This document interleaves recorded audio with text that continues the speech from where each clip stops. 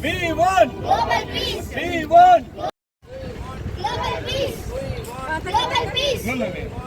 Global peace. Global peace.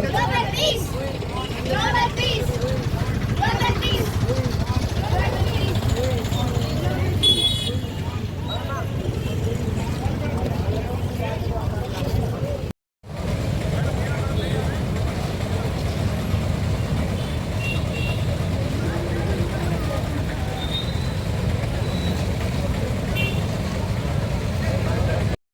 Global peace. Global peace. Global peace. Global peace.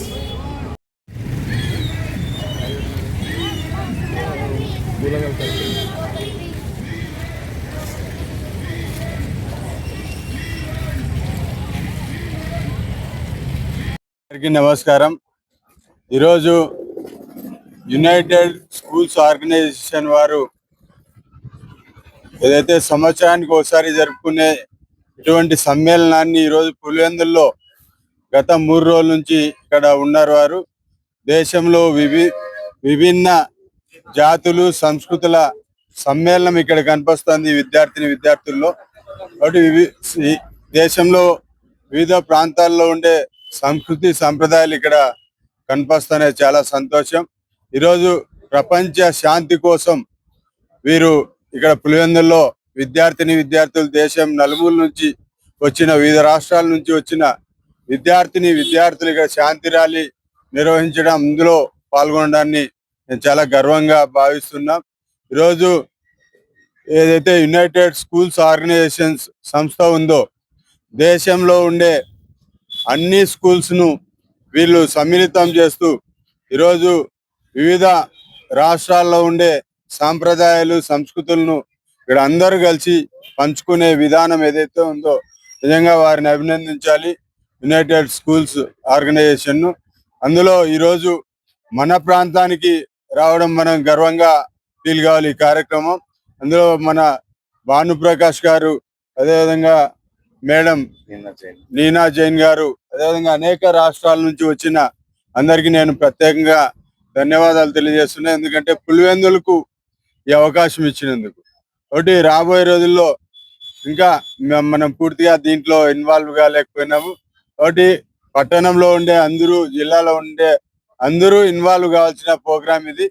ఒకటి వారికి నేను హృదయపూర్వకంగా స్వాగతం తెలియజేస్తూ అదేవిధంగా ధన్యవాదాలు తెలియజేస్తున్నా.